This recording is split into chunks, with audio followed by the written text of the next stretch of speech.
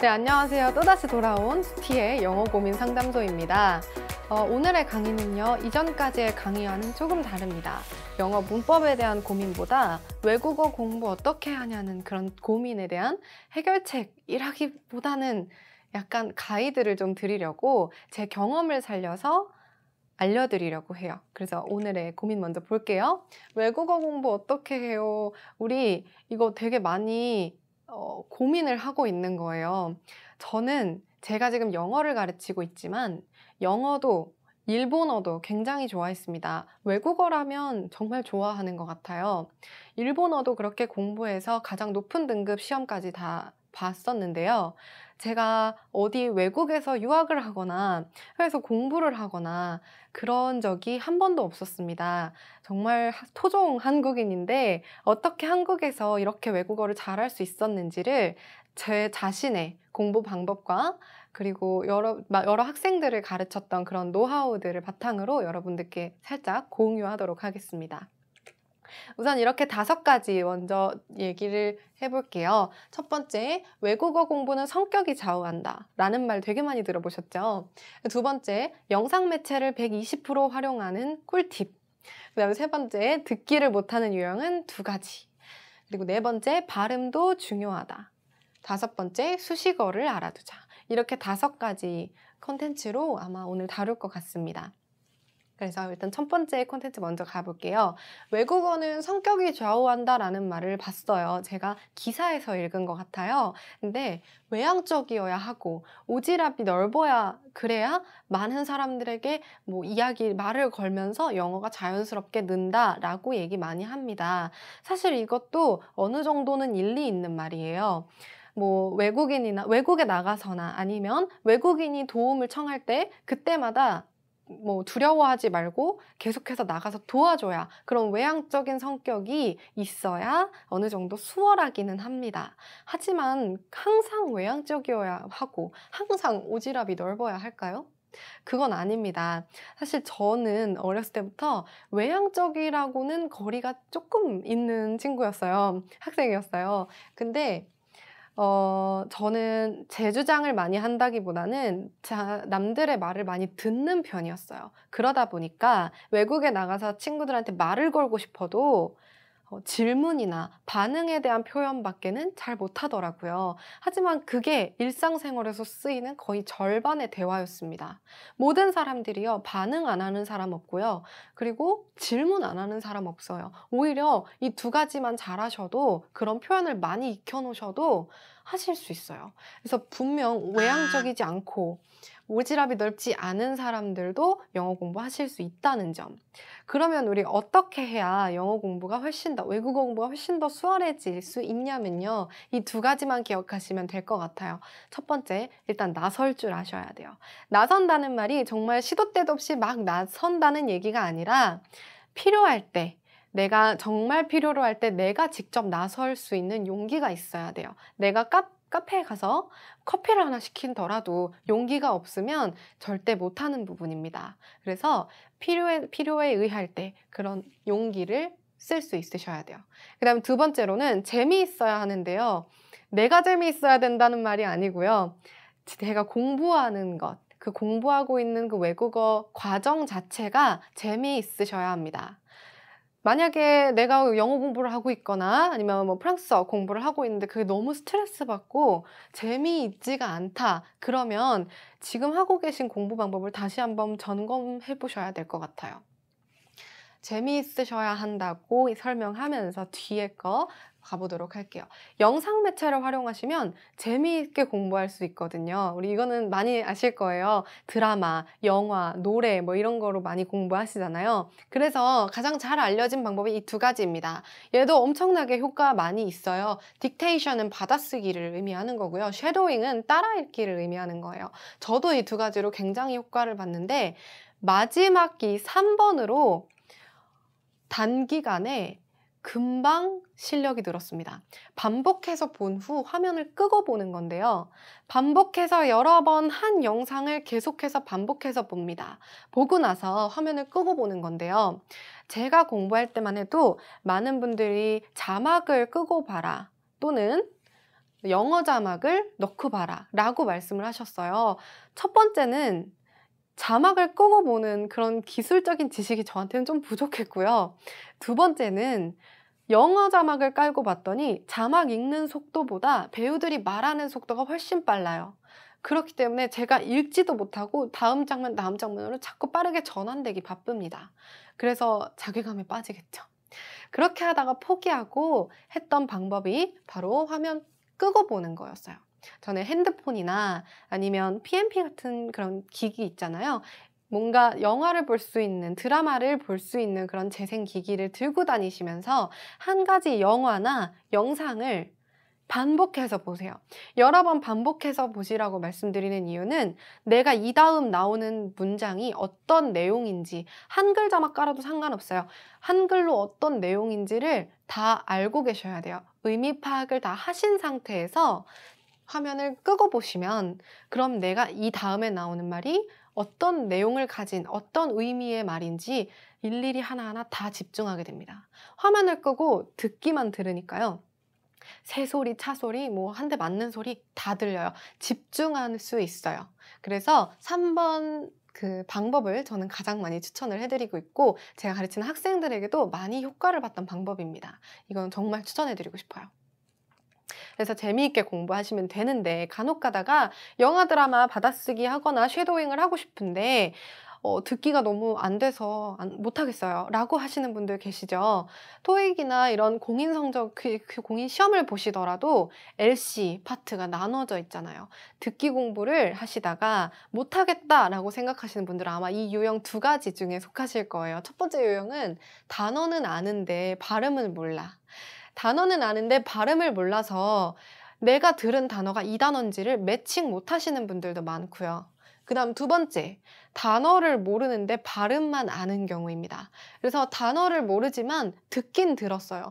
얘가 뭐를 나타내는 말인지는 듣기는 들었는데 그게 무슨 의미인지는 몰라요. 이런 경우 각각 자신의 상황에 맞게 공부 방법을 달리 하셔야 합니다. 첫 번째 경우 먼저 볼게요. 첫 번째 유형 같은 분들은 단어 외울 때마다 발음을 듣고 계속해서 읽어봐야 합니다. 계속 읽어보시면서 내가 말하고 있는, 내가 외우고 있는 이 단어가 어떤 뜻인지를 예문과 함께 읽어보시면 훨씬 더 효과적이실 거예요.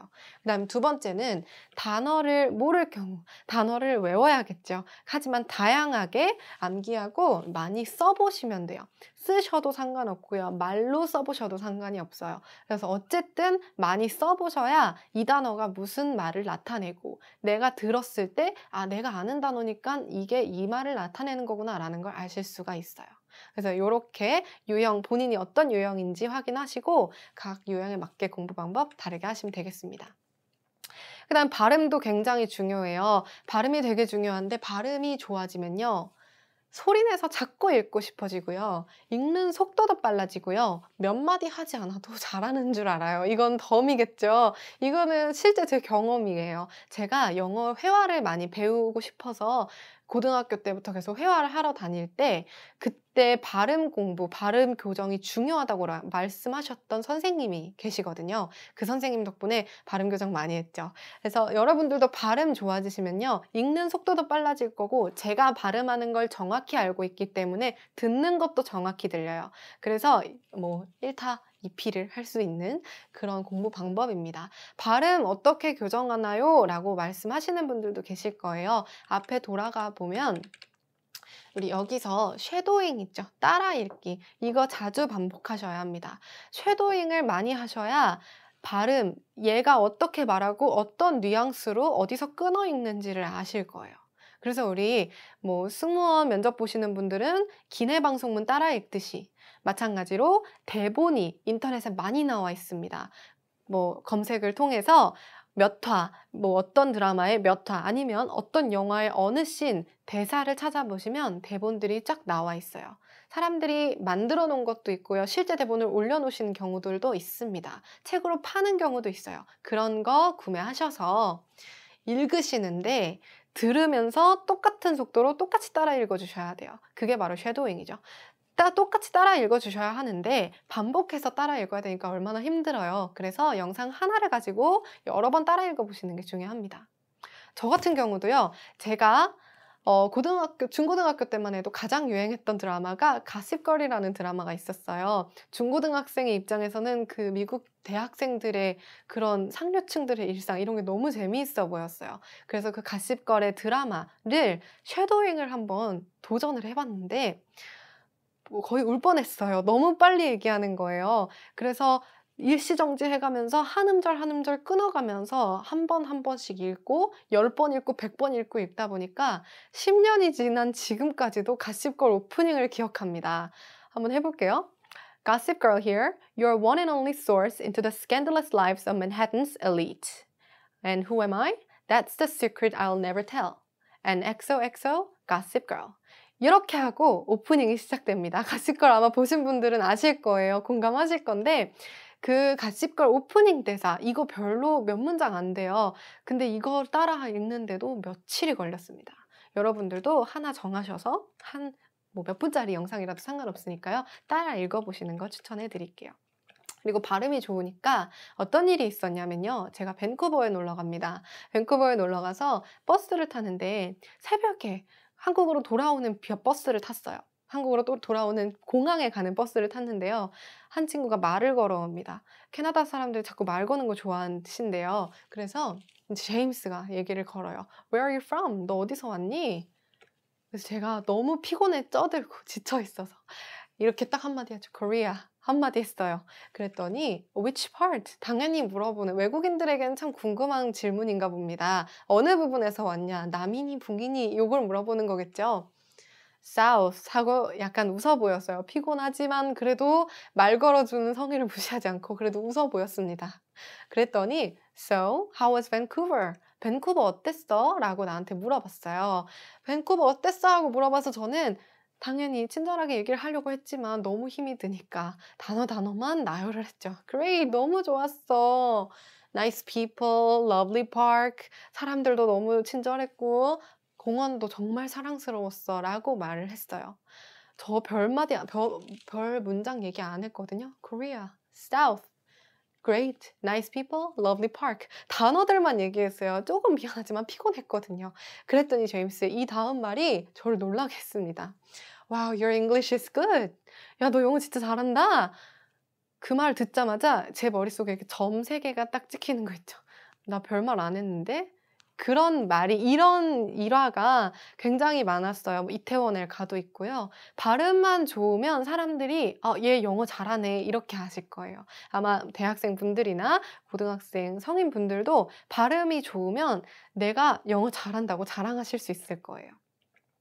그리고 한 가지 팁은 수식어를 알아두시면 엄청 도움됩니다. 내가 쓰는 말을 훨씬 더 풍부하게 해주거든요. 그래서 우리 수식어 하면 생각나는 거 딱 3개 있죠. Good, nice, great 이렇게 3가지 있어요. 근데 이거보다 우리 형용사에 집중을 하셔서 내가 배웠던 알고 있는 형용사 부사들을 많이 쓰신다면 문장이 훨씬 더 풍부해질 수 있습니다. 그래서 보실게요. Good, nice 물론 쓰실 수 있고요. Pretty, lovely, perfect, awesome, interesting, exciting, delighted, 기쁜 거죠. pleased, satisfied. 마찬가지로 전부 다 우리가 배웠던, 어디서 많이 봤던, 들으면 아는 그런 단어들이거든요. 근데 그 단어들을 많이 쓰면 쓸수록 문장이 훨씬 풍부해집니다. 지금은 이렇게 좋은 단어들만 알려드렸는데 만약에 complain을 해야 되는 상황이 있을 때도 I'm dissatisfied. 나 불만이 있어. 나 불만스러웠어. 이런 말 있죠? disappointed. 실망스러웠어. 이런 말을 표현을 하시면 그러면 내 감정을 훨씬 정확하게 말씀하실 수 있을 거예요. 자, 여기까지 저만의 영어 공부 방법 그리고 플러스로 제가 학생들에게 가르쳐 오면서 많이 효과를 봤었던 그런 방법들을 소개해 봤는데요. 어떠셨나요? 여러분들의 공부법이 이 공부법과 어느 정도 매치가 되었나요? 근데 참고하실 건 제가 소개해드렸던 그런 공부 방법은 무조건 100% 누구에게나 적용되는 올바른 방법이라는 말은 아니에요. 효율적인 방법이라고 조언을 드리는 거지 이걸 무조건 쓰셔야 돼요 이 말은 아니니까 참고만 하셨으면 좋겠습니다. 그럼 이렇게 3차 강의 마무리를 하겠고요. 오늘도 마찬가지 오늘의 센텐스 소개하면서 마무리해 보도록 하겠습니다. 오늘의 영화는 원더였어요. 원더 얼마 전에 개봉했던 영화죠. 소설 원작인데 가족 영화예요. 굉장히 마음 따뜻해지는 영화니까 한번 보시면 좋을 것 같습니다. 원더에 나오는 그 교실 담임 선생님께서 교실의 규칙을 매주 정해주시는데 그 규칙 중에 하나였어요. When given the choice between being right or being kind, choose kind. 올바르게 사는 것과 친절한 것 사이에서 선택이 주어진다면 친절한 것을 골라라. 여러분은 주변 사람들에게 혹은 나 자신에게 올바른 것을 하고 계신가요? 아니면 친절한 것을 하고 계신가요? 여러분들께 답은 맡기겠고요. 저는 오늘도 여기에서 강의 마무리하고 다른 강의에서 더 찾아볼 수 있도록 더 많은 고민들 한번 찾아보겠습니다. 감사합니다.